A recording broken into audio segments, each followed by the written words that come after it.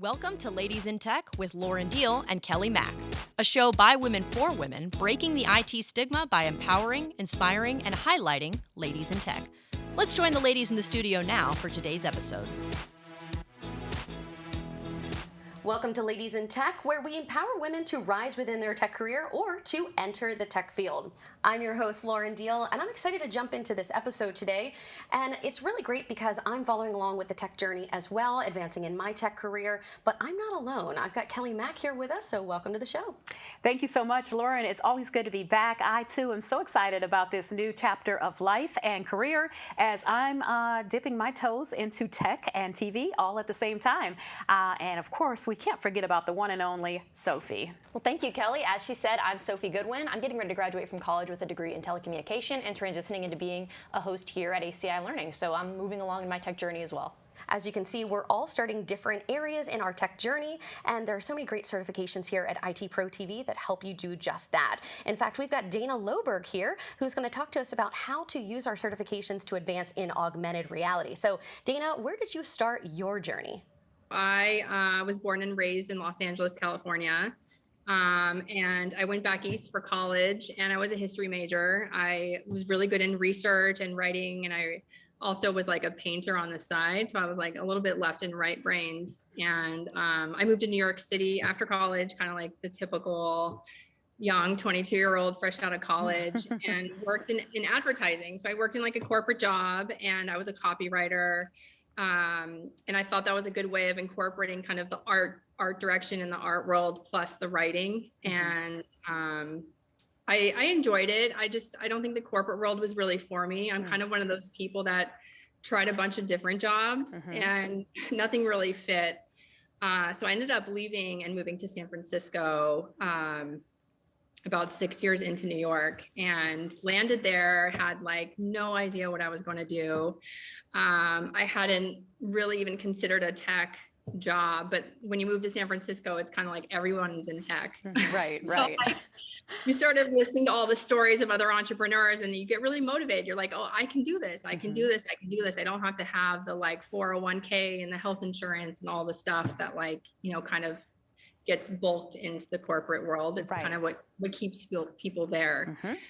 And so I started my first company. It was actually in the art space, and typical like founder blow up. Like it didn't work about 8 months in with my co-founder and I. So I went through a lot in those early stages of building a company. It definitely wasn't easy. And, but I was really excited. Like, I think when you build your own business, you have real ownership in what you're building, and, things are constantly changing with how the consumers and how they're using your product.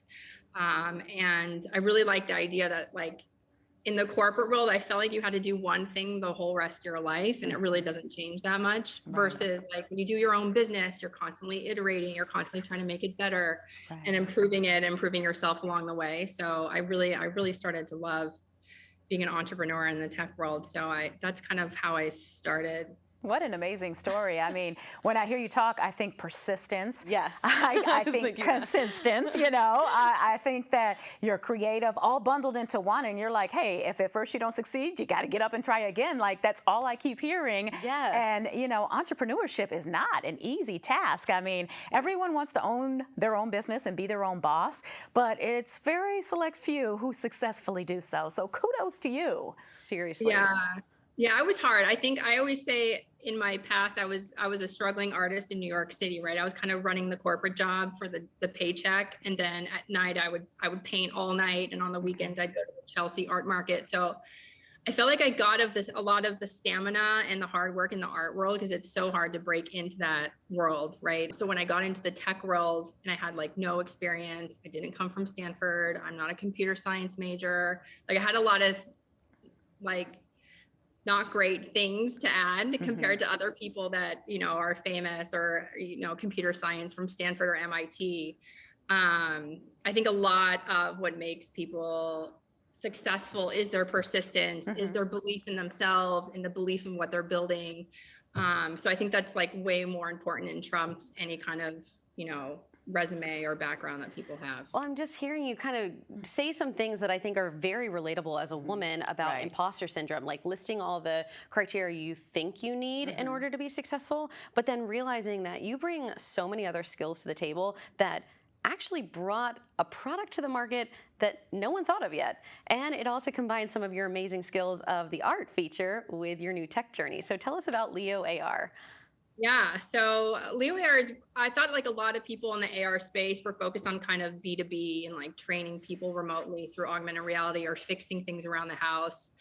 But I really liked the like fun entertainment aspect of AR where you can like be in your bathroom or be in your bedroom and you can have dinosaurs, you can have this like really magical experience instantly on your iPad or your mobile device. So I went like direct to building that kind of consumer fun app for families, for children, for adults, for grandparents.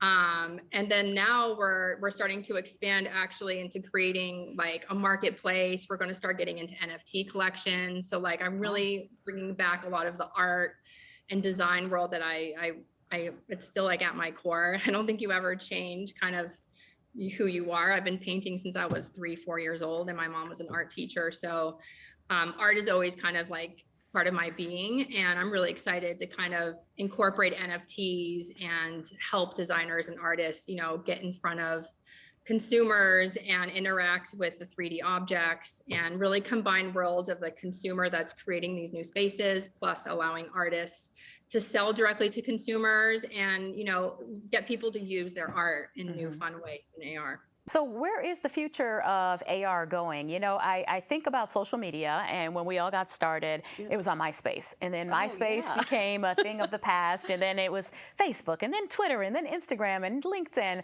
And it's like, just the evolution has been amazing. So 10 years from now, where do you see AR?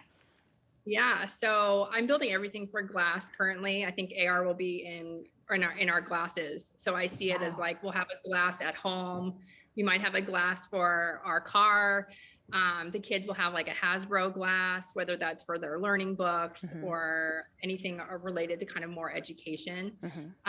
So that's kind of where I see AR it's not going to be in our mobile devices or our iPads. It's going to eventually be in this kind of in glass where we can be fully surrounded and hands-free, living in this like digital layer on top of our real world. Well, and you talked about how you didn't come from the traditional background, you know, of going to a college and, you know, studying certain degrees.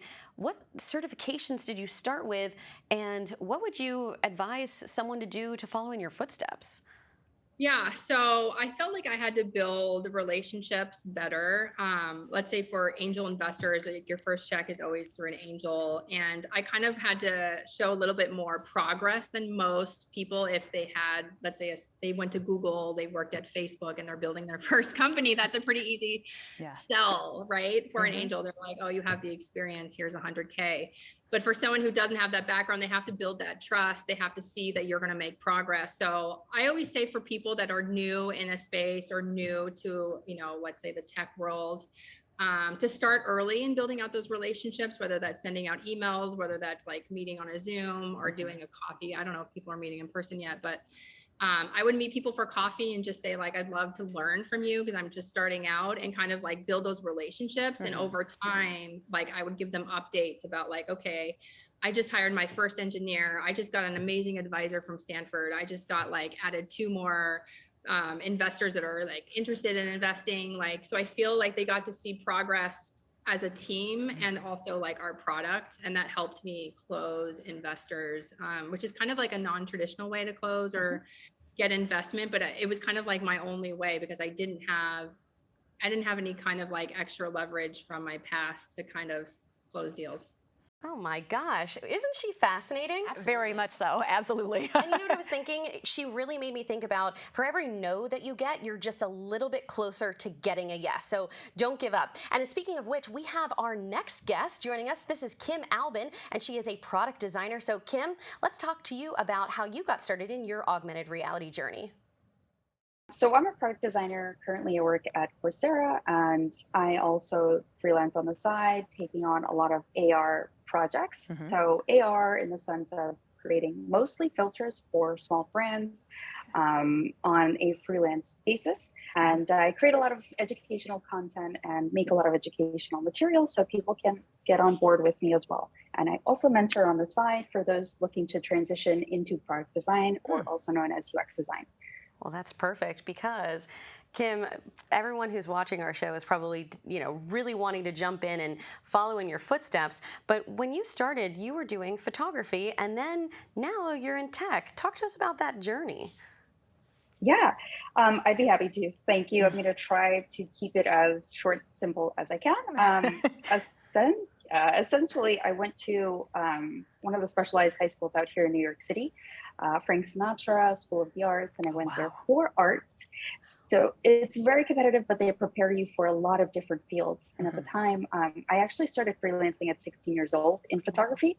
And I thought that's what I wanted to do. And that's where my associate's degree comes from. But since being exposed to graphic design and other mediums, I got my bachelor's degree in general media and design and a lot of stuff. So with those skills together, I started freelancing kind of since the beginning of time, and always building skills to make myself more marketable to my clients, to the market at the time. And I've always really continued learning. I heard that coding skills at one point was really important for designers to eventually code their websites that you're essentially designing. So I thought that code might be the way that I might be more competitive in the field and to my clients. So I went that route, but discovered UX and found that UX more so aligns with what I do and what I was currently doing. And along this very long journey, I ended up in a startup where it was dealing with photographers at the time. They started pitching, creating a product, and essentially we're looking for people that were subject matter experts in the field, which I have a lot of history with photography. And I pitched my way into that first role into UX design. At the same time, I was still learning about UX, but I knew that I had a lot of prior experience that qualified me for the role. So at the time of working, I enrolled in a UX course with General Assembly, and I did that after working full time. And then from there, it's pretty much all the rest. I took on a lot of projects to sort of growth hack my experience and really take it upon myself to strengthen any weaknesses that I had. And essentially, I ended up getting into Coursera last year, and it's been an amazing journey. Always learning is my thing. Yes. And throughout this whole journey, learning about augmented reality, XR, emerging web practices for the new iteration of Web 3.0, lots of things. Okay. So yeah, that's essentially my story in sum, and a lot of the content that I make. Okay, you mentioned your project and the various projects that you've worked on. What is the project that you're most proud of? The one that, was just like, what? That's the best one yet. Yeah, I would say it's a resource hub so non-design actually, it's a resource hub that when I was trying to learn AR and VR design and what that's like, designing for the metaverse, I really, even though I design websites and apps every single day, it's very hard. So I scoured the web and realized there's no one place. So I made a hub of resources for a lot of other people interested in finding those things, those classes, it's mostly free resources that I found. So there, and then making small projects. So recently, actually last week, I made sort of an augmented reality Duolingo app because Apple's AR VR headset is literally right around the corner, so we should be envisioning. We talked about that earlier this week. Yes. Just getting into the VR toys, if you will. Yeah. Yes.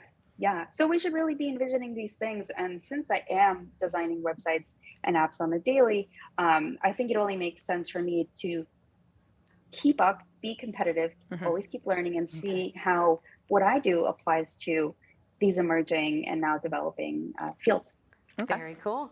Well, I know that there are people watching who are like, I want to follow in Kim's footsteps. It's a very impressive journey that you've been on. What advice would you give to a viewer who's watching?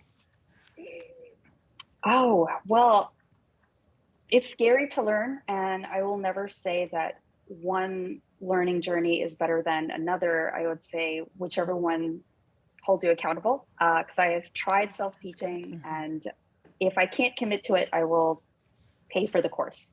Because same goes for UX. I tried to self-teach for about a year and essentially put off a year trying to teach, saying that I could do it before committing to a program, which essentially was difficult because I was still working full time, and I didn't get home until like 10 o'clock. Wow. Now, you've got some really cool projects coming up. Tell us about that before we say goodbye. Yeah. So I have a lot of projects that I'm really focusing in on, and the best way to keep in touch with me is through my social media channels. But stay tuned, because I have a lot of women-led initiatives that I'm really, really ambitious about and really confident about, because I think that women should be in these technologies, in these conversations.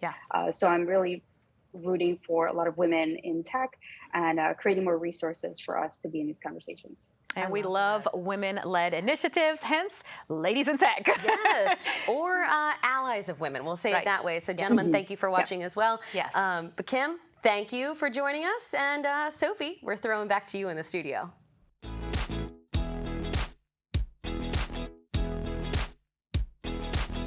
Well, it was great to hear from Kim a little bit about her journey with augmented reality, and that takes us right into this week's Lit Tip, which is all about how to use AR as a marketing tool, specifically with filters. Now, if you use any kind of social media app like Instagram, Snapchat, or TikTok, you're probably familiar with AR filters, and a lot of times brands will use these filters as well. Maybe you open Snapchat and Disney's got a filter for their new movie, or Pantene Pro V has a filter for their new shampoo.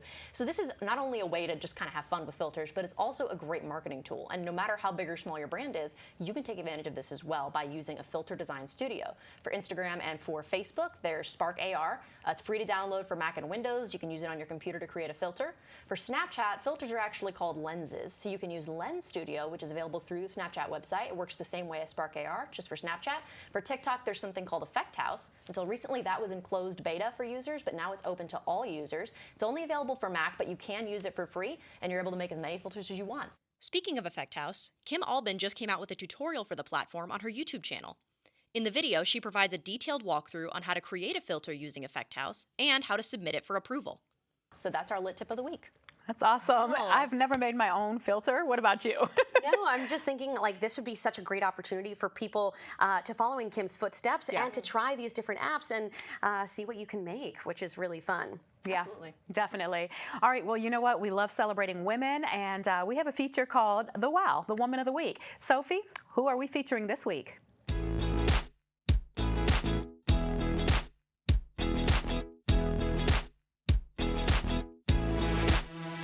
So our Woman of the Week this week is the co-founder and CEO of Tilt5. Her name is Jeri Ellsworth, and Tilt5 is a company that aims to bring tabletop games to life using augmented reality. In her childhood, she loved taking apart toys and learning how they worked, and she later taught herself how to program. In 2004, she designed the circuitry for the C64 direct-to-TV joystick. It's similar to Atari's joystick system that had the 10-in-1 games, but this one had 30 games in it. So she designed the circuitry for that. She worked briefly for a video game developer called Valve, and then began developing her own AR system. She had a Kickstarter for that in 2019, and that's what became Tilt5. That's expected to launch soon. For now, you can go to their website and check out all of the games that they're going to have available for the holographic gaming system. It's really cool stuff. I recommend you check it out. You can also check out Jeri's website, jeriellsworth.com. You can connect with her on LinkedIn, and you can follow her on Twitter at Jeri Ellsworth. That's our Woman of the Week. Very cool. It's neat to hear a woman taking an initiative to find a product that is breaking boundaries, and holograms are, I think, the direction that we want to head in. But anyway, I think this is such a great episode to bring some motivation into your life. So I think we need to take a break and do a motivational moment with Kelly Mack. If you want to be successful, you have to train your mind to be stronger than your emotions. And I say that because a lot of times, many of us think with our emotions instead of with logic. Yes, and even though we are biologically caring people, Yes. we do have a very logical side. And so, sometimes emotions can lead us in a direction, but it also is not something that gets in our way, because I think we turn on that logical side as well. So this is a great episode. Thank you so much for joining us. We'd love to connect with you on socials. In fact, we're going to put them at the bottom of the screen. We'd love to have you tell us what you love in the episode, what you'd like to see in future episodes, and maybe nominate a wow. And Sophie is fantastic about engaging with you on Twitter. So that might be a fun cue.